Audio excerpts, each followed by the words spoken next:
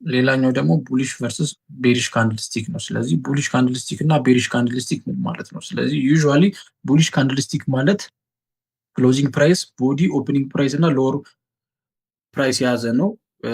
ቤሪሽም እንደዛው እንደ ማንኛውም ካንድልስቲክ አንድ የካንድልስቲክ ኮምፖነንት የያዘ ነው። ነገር ግን ሁል ጊዜ ቡሊሽ ሁሌ ወደ ላይ እየወጣ ያለ ካንድልስቲክ ነው። ቤሪሽ ደግሞ እየወረደ ያለ ካንድልስቲክ ነው ማለት ነው። ስለዚህ ምንድነው ልዩነታቸው? ቡሊሽ ቲፒካሊ ግሪን ኦር ዋይት ነው። ብዙ ጊዜ ቡሊሽ ካንድልስቲክ ሪፕሬዘንት ሲደረግ ወይ በግሪን ነው ወይ ደግሞ በነጭ ነው ማለት ነው። ክሎዚንግ ፕራይስ ኦልዌይስ ሃየር ዛን ኦፕኒንግ ፕራይስ። አንድን ቡሊሽ ካንድልስቲክ ልናይበት የምንችለው ኦልዌይስ ክሎዚንግ ፕራይሱ ከኦፕኒንግ ፕራይሱ ሃየር ዛን ነው ማለት ነው።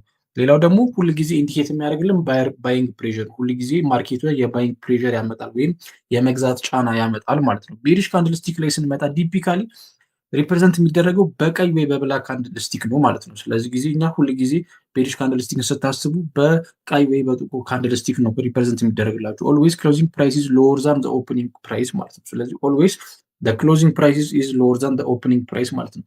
ኢንዲኬት ሴሊንግ ፕሬሸር ማለት ሌላ ደግሞ ቤሪሽ ካንድልስቲክ ላይ ኢንዲኬት የሚያደርግልን ሴሊንግ ፕሬሸር ነው ማለት ነው። ስለዚህ ወይም የመሸጥ ጫና ነው የሚያመጣለን ማለት ነው። ስለዚህ ዚስ ዌይ ቡሊሽ ካንድልስቲክ ምንድነው፣ ቤሪሽ ካንድልስቲክ ምንድነው የሚለውን ነገር አይደንቲፋይ ማድረግ እንችላለን ማለት ነው።